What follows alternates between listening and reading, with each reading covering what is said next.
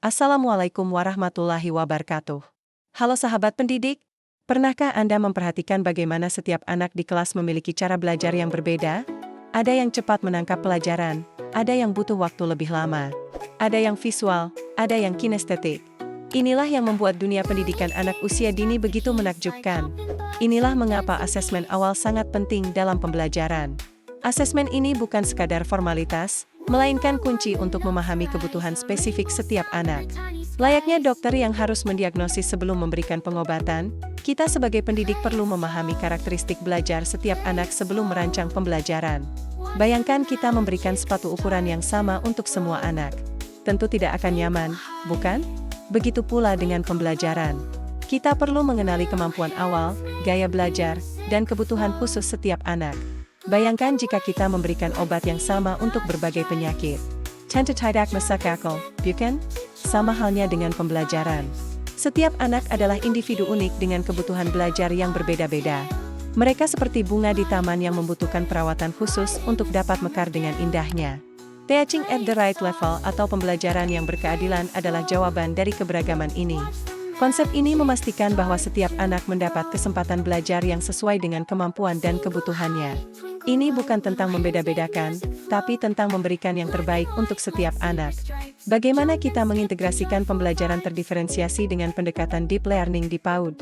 Jawabannya adalah dengan menciptakan lingkungan belajar yang adaptif dan responsif. Misalnya, saat mengajarkan konsep warna, beberapa anak mungkin belajar lebih baik melalui permainan, sementara yang lain melalui lagu atau eksperimen sederhana. Deep learning di PAUD bukan berarti pembelajaran yang berat dan kompleks.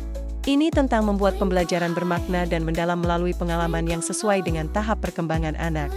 Ketika kita memadukan pendekatan ini dengan pembelajaran terdiferensiasi, kita menciptakan pengalaman belajar yang holistik dan personal. Sebagai pendidik, kita perlu fleksibel dan kreatif dalam merancang aktivitas pembelajaran. Gunakan berbagai metode dan media. Berikan pilihan aktivitas yang beragam. Buat pembelajaran menjadi petualangan yang menyenangkan bagi setiap anak. Ingat, tujuan kita bukan membuat semua anak sama, tapi membantu setiap anak mencapai potensi terbaiknya. Seperti orkestra yang indah, setiap instrumen memiliki perannya sendiri, dan keindahan tercipta justru karena keberagaman itu. Mari kita jadikan kelas PAUD kita sebagai tempat di mana setiap anak merasa dihargai, didukung, dan diberi kesempatan untuk berkembang sesuai dengan keunikannya. Karena pada akhirnya, pendidikan yang berkualitas adalah pendidikan yang mampu melihat dan menghargai keunikan setiap anak. Mari kita rayakan keunikan setiap anak.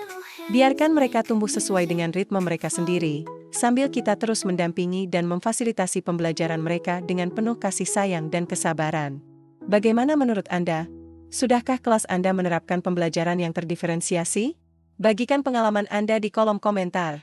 Jangan lupa like, subscribe, dan share video ini ke rekan pendidik lainnya. Bersama-sama, kita bisa menciptakan pendidikan yang lebih baik untuk generasi penerus bangsa. Sampai jumpa di video berikutnya. Tetap semangat mendidik dengan hati. Assalamualaikum warahmatullahi wabarakatuh.